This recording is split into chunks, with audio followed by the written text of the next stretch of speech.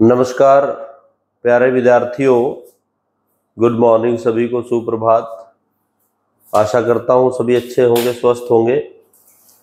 आज एक बड़ी अच्छी चर्चा बीएड पार्ट 2 का एक टॉपिक है, उस पर बात करेंगे। और टॉपिक का नाम है, विषय का नाम है धर्मनिरपेक्षता और शिक्षा। प्यारे विद्यार्थियों, वैसे तो धर्म की बात करें कि धर्म क्या है, तो एक उत्तर आता है धर्म आस्था का विषय है। इसको डिफाइन करना एक डिफिकल्ट टास्क है, परंतु हमारा विषय है धर्मनिरपेक्षता, अर्थात धर्म को महत्व न देना या धार्मिक अंधविश्वास को दूर करना या किसी विशेष धर्म को बढ़ा चढ़ाकर उसको न मानना, बल्कि सभी धर्मों का मान सम्मान करना। धर्मनिरपेक्षता एक ऐसी विचारधारा है जो सर्वधर्म पर बात करती है।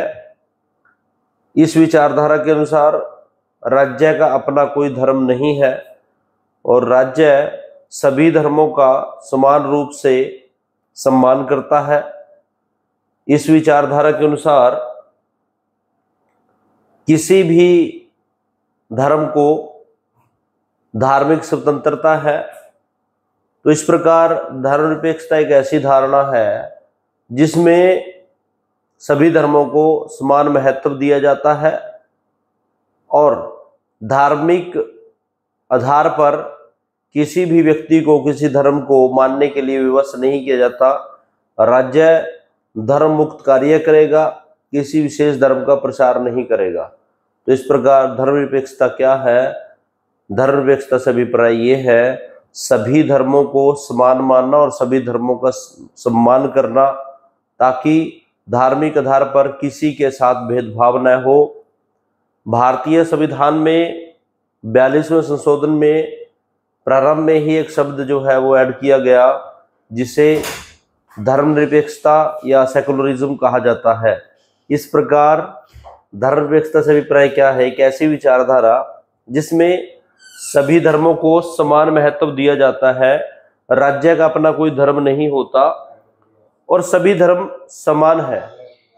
भारत जैसे बहुधर्मी देश में ये और भी आवश्यक हो जाता है कि धर्मनिरपेक्षता के पहलू को आगे कैसे बढ़ाया जाए। भारतीय संविधान में प्रस्तावना में ही एक शब्द यूज किया गया धर्मनिरपेक्षता, जो कि 42वें संशोधन के द्वारा जोड़ा गया। धार्मिक स्वतंत्रता का अधिकार, फ्रीडम ऑफ रिलीजन। भारत में कोई भी व्यक्ति किसी भी धर्म को अपना सकता है, उसको किसी धर्म को अपनाने में कोई वो मजबूरी नहीं किया जा सकता। इस प्रकार धर्मनिरपेक्षता क्या है?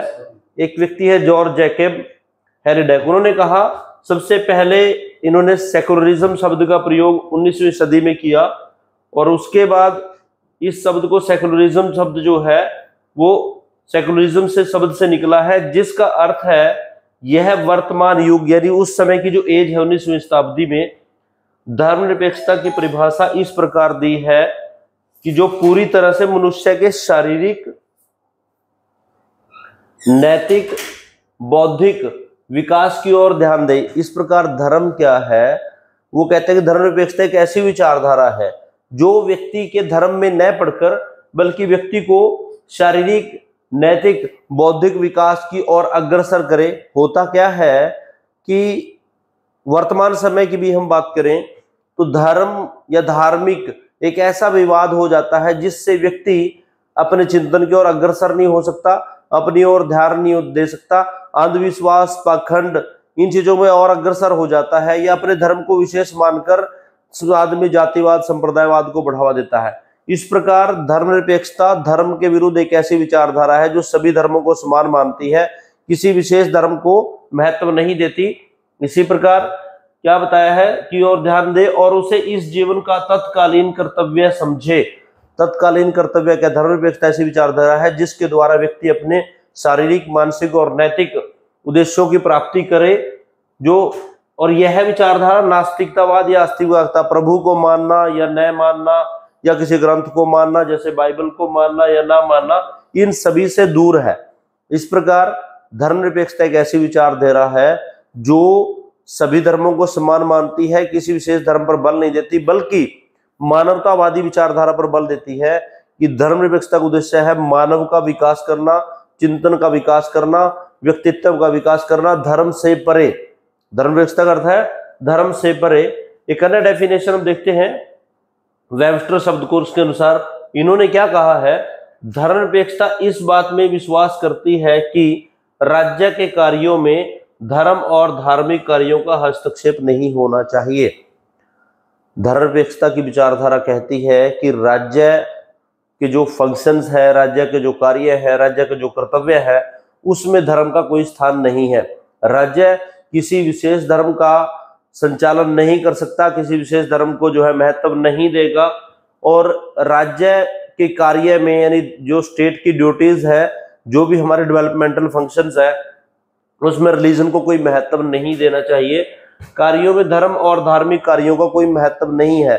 राज्य के जो काम है वो अलग है, धर्म अलग है। राज्य को धार्मिक कार्यों में या धर्म के संबंध में किसी प्रकार की जो है अग्रसरता या पहल नहीं करनी चाहिए, और राज्य को धार्मिक विवादों में किसी प्रकार से हस्तक्षेप नहीं करना चाहिए। एक अन्य परिभाषा वाटरहाउस की परिभाषा है, धर्मनिरपेक्षता एक ऐसी विचारधारा है जो जीवन तथा व्यवहार को ऐसा सिद्धांत देती है जिसमें धर्म का कोई स्थान प्राप्त नहीं होता। प्यारे विद्यार्थियों, प्रत्येक व्यक्ति का अपना चिंतन है, अपनी सोच है। जब वह अपने सोच और चिंतन के द्वारा अपने व्यवहार के बारे में निर्णय लेता है, बल्कि किसी विशेष धर्म के बताए गए नियमों को न मानकर स्वयं के चिंतन से आगे बढ़ता है। इस प्रकार वाटरहाउस जी ने क्या कहा कि धर्मनिरपेक्षता एक ऐसी विचारधारा है जो जीवन तथा व्यवहार की ऐसे सिद्धांत देती है, जो हमें लाइफ के इस प्रकार के प्रिंसिपल देती है, जो कहती है कि हमें किसी धर्म के चक्कर में बढ़ना ही नहीं है, हमने किसी धर्म के ऊपर या किसी धर्म की बात नहीं करनी, क्योंकि धर्म के बारे में जो व्यक्ति चिंतन में पड़ जाता है तो उसका स्वयं का विकास रुक जाता है, वह अन्यों पर निर्भर होता है, या दूसरे के द्वारा बताए गए मार्ग पे चलता है, या किसी विशेष धर्म के द्वारा बताए गए मार्ग पे चलता है। तो इस प्रकार धर्मनिरपेक्षता एक ऐसी विचारधारा है जो जीवन तथा व्यवहार को ऐसा सिद्धांत देती है जिसमें धर्म का कोई महत्व नहीं है। भारत जैसे बहुधर्मी समाज में धार्मिक या धर्मनिरपेक्षता के संबंध में शिक्षा की महत्वपूर्ण जो है योगदान हो सकता है। तो कैसे हो सकता है? सबसे पहले भारतीय संविधान की प्रस्तावना में धर्मनिरपेक्ष शब्द जोड़ा गया था, अर्थ राज्य का अपना कोई धर्म नहीं होगा। ये 42वें संशोधन में बताया गया। राज्य सभी धर्मों का मान सम्मान करेगा, और राज्य जो है किसी भी धर्म को डोनेशन देना, उसको बढ़ाना, ऐसा कार्य नहीं कर सकता। सभी धर्मों की समानता होगी। धार्मिक स्वतंत्रता का अधिकार भारतीय संविधान में दिया गया है कि कोई भी व्यक्ति किसी भी धर्म को अपनी स्वेच्छा से जो है अपना सकता है। और भारतीय संविधान में ही एक बात और कही गई है, कानून के समक्ष समानता का अधिकार। कानून के समक्ष सभी धर्म इक्वल्स जो है, सभी धर्म बराबर है। यदि धार्मिक कोई विवाद उत्पन्न होता है तो राज्य या कानून की दृष्टिकोण में प्रत्येक धर्म समान है, सभी का सम्मान किया जाता है, भेदभाव की मनाही है। रिलीजन के बेस पे ये भी धारा 15 में कहा गया है कि राज्य या कोई भी व्यक्ति धार्मिक आधार पर किसी प्रकार के भेदभाव उत्पन्न नहीं कर सकता। धर्म के नाम पर यदि कोई टैक्स लगाता है, कर लगाता है, इस व्यवस्था पर भी पाबंदी है। इसके अलावा धार्मिक संस्थाएं नहीं खोली जा सकती। यदि कुछ धार्मिक संस्थाएं हैं भी तो उनके लिए मान्यता केंद्र सरकार, राज्य सरकार द्वारा जरूरी है, लेकिन वो भी एक नियम के अनुसार होगा। सरकारी निकाय, गवर्नमेंट इंस्टीट्यूशंस है, जो संस्थान है, शिक्षण संस्थान है, वहां पर धार्मिक शिक्षा देना जो है प्रतिबंध है। अब बात आती है कि धर्म निरपेक्षता की विशेषताएं क्या है। सबसे पहले, राज्य का कोई धर्म नहीं है। इस संबंध में दो विचारधाराएं पाई जा सकती है, पश्चिमी विचारधारा और भारतीय विचारधारा। पश्चिमी विचारधारा में क्या था कि राज्य और वहां पे जो चर्च होते थे वो दोनों अलग अलग हैं, उनमें बात पाई जाती है कि चर्च जो है राज्य के कार्यों में हस्तक्षेप नहीं करेगा और राज्य चर्च या धर्म के मामले में कोई हस्तक्षेप नहीं करेगा। परंतु भारतीय दृष्टिकोण से राज्य या देश का कोई अपना धर्म नहीं है। राज्य देश किसी भी धर्म को विशेष को मानने पे महत्व नहीं देता। कुछ ऐसे देश भी हैं जहां पर विशेष धर्म की महत्ता है, जैसे पाकिस्तान है, सऊदी अरब है, परंतु वहां पर भी कुछ ऐसे लोग हैं जो उस धर्म को नहीं मानते जो वहां पर है। इस प्रकार धर्मनिरपेक्षता एक ऐसी विचारधारा है जो किसी विशेष धर्म को महत्व न देकर सभी धर्मों को सम्मान मानती है। धार्मिक मामलों में किसी प्रकार का हस्तक्षेप नहीं है। राज्य का कोई धर्म नहीं है। धर्मनिरपेक्षता की धारणा मानती है कि राज्य या स्टेट किसी रिलीजन को, किसी धर्म को विशेष को महत्व नहीं देगा। सभी धर्मों का सम्मान सत्कार। धर्मनिरपेक्षता की विचारधारा कहती है कि सभी धर्म समान है, किसी भी धर्म के साथ भेदभाव नहीं किया जा सकता। कोई भी व्यक्ति अपनी स्वेच्छा से किसी धर्म को अपना सकता है, किसी भी धर्म का मान सम्मान कर सकता है। किसी व्यक्ति को धर्म को मानने के लिए विवश नहीं किया जा सकता। कोई व्यक्ति किसी भी धर्म को मानने और सभी धर्मों को समान महत्ता है, कोई विशेष धर्म को विशेष महत्ता नहीं है। तो धर्मनिरपेक्षता कहती है कि सभी धर्म समान है, धर्म के आधार पर कोई भेदभाव नहीं होगा। सभी की धार्मिक स्वतंत्रता, ये भारतीय संविधान में कहा गया है। जैसे हम प्रजातंत्र की बात करते हैं, डेमोक्रेसी की बात करते हैं, तो प्रजातंत्र में प्रत्येक व्यक्ति को अधिकार है कि वो किसी भी धर्म का अनुयायी बन सकता है। उसको किसी विशेष धर्म मानने के लिए बाध्य नहीं किया जा सकता और ना ही धर्म को किसी दूसरे धर्म में स्थानांतरित करने के लिए बाध्य किया जा सकता है। तो व्यक्ति अपने चिंतन और स्वेच्छा से किसी भी धर्म को अपना सकता है। भारतीय संविधान में धार्मिक स्वतंत्रता का अधिकार दिया गया है।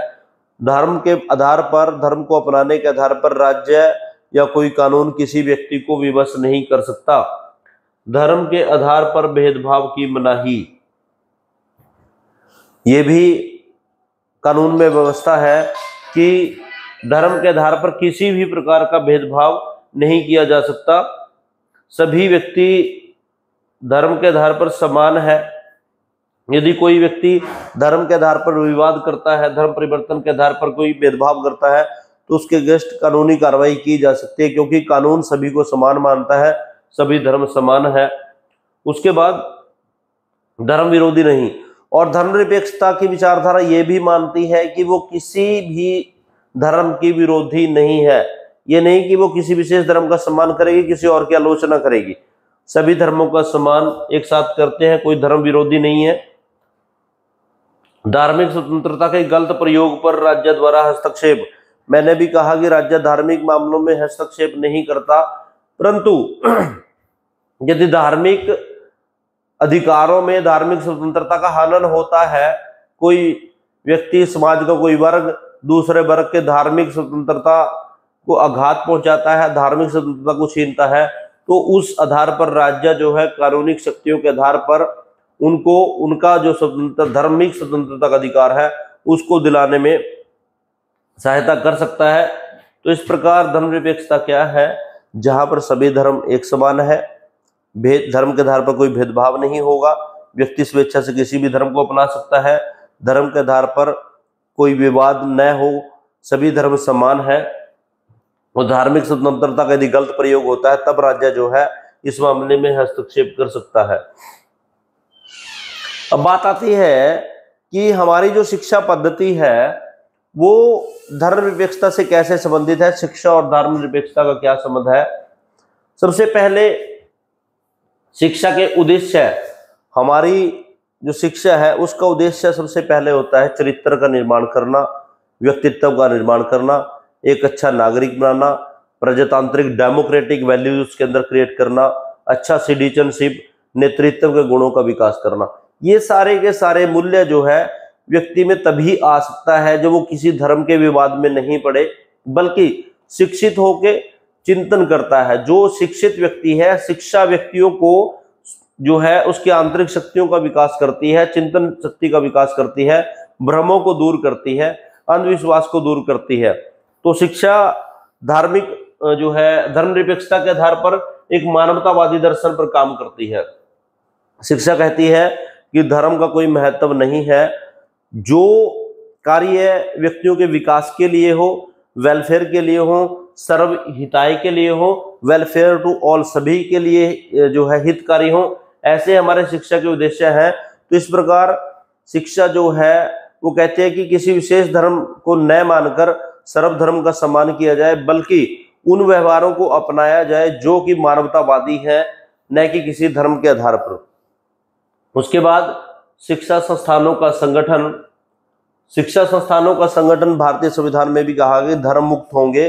कोई भी संगठन, कोई भी शिक्षा संस्थान किसी धर्म से प्रेरित नहीं होगा, किसी धर्म विशेष से उसको कोई डोनेशन नहीं मिलेगा। इस प्रकार भारतीय शिक्षा व्यवस्था में ये कहा गया है कि कोई भी संस्थान धार्मिक आधार पर धार्मिक शिक्षा नहीं देगा, और यदि कहीं पे दी जा रही है तो उसके लिए मान्यता ली जानी पड़ेगी, उसके नियम जांच चेक की जाएगी। तो सरकारी और गैर सरकारी संस्थाओं में धार्मिक शिक्षा निषेध है, किसी विशेष धर्म का जो है वो प्रसार नहीं किया जा सकता, सभी धर्म एक समान है। भारतीय जो पाठ्यक्रम है या पाठ्य पुस्तकें हैं उनमें भी किसी विशेष धर्म को बढ़ा चढ़ा के नहीं बताया जाएगा, परंतु धार्मिक जो रीति रिवाज है, जो संस्कृति है, उसका प्रसार प्रचार सामान्य तौर से किया जा सकता है, वो एक जानकारी के रूप में उसको प्रयोग किया जा सकता है। उसके बाद शैक्षिक पाठ्यक्रम। शैक्षिक पाठ्यक्रम जो है धर्मनिरपेक्ष मूल्य से संबंधित हो, जिसमें पाठ्यक्रम में ऐसी क्रियाएं आयोजित की जाएं जो किसी विशेष धर्म का प्रदर्शन न करे, बल्कि सभी धर्मों की योग्यताएं, समानताएं, मानवता के गुण उन्होंने क्या किए हैं, इस प्रकार के लेसन जो है हम अपने पाठ्यक्रम में रखें, ऐसी गतिविधियां अपने पाठ्यक्रम में रखें कि जो सभी धर्मों के अच्छी जो बातें हैं, मानवता की बातें में जो बात करते हैं उस बारे में बताए, न कि अपना धर्म कोई निजीगत जो है बात रखे। तो हमारा जो पाठ्यक्रम है वो किसी विशेष धर्म, जाति, संप्रदाय से संबंधित ना हो, धर्मनिरपेक्ष हो। पाठ्यक्रम का निर्माण करते समय हमें ये बात ध्यान रखनी पड़ेगी, या शिक्षा का जो पाठ्यक्रम है वो किसी विशेष धर्म से संबंधित ना हो। पाठ्यक्रम का संबंध सामान्य ज्ञान, सूचनाओं से हो, जबकि उसमें किसी विशेष धर्म का संबंध न हो। धर्मनिरपेक्ष मूल्य ऐसे हो जो किसी धर्म से प्रेरित न हो। पाठ्य पुस्तक धार्मिक संकीर्णताओं से मुक्त। पाठ्य पुस्तक की हम बात करें तो टेक्स्ट बुक इस प्रकार से हो जिसमें किसी धर्म के विवाद की कोई बात न हो, या किसी विशेष धर्म का बढ़ा चढ़ा के वर्णन न किया गया हो, या पाठ्य पुस्तक में कोई किसी धर्म की ऐसी बात न हो जिससे समाज में विवाद उत्पन्न हो, बालकों में भ्रम पैदा उत्पन्न हो। तो इस प्रकार पाठ्य पुस्तक का निर्माण जो है धर्म से मुक्त धारणाओं या संकीर्णताओं से मुक्त होनी चाहिए। धार्मिक संकीर्णताओं से मुक्त जो है पाठ्य पुस्तक होनी चाहिए। विशेष धर्म को कोई महत्व नहीं दिया जाए। सभी धर्मों के बारे में बात हो सकती है, लेकिन किसी विशेष धर्म को बढ़ा चढ़ा के नहीं कहा जा सकता। धार्मिक स्कूलों पर प्रतिबंध।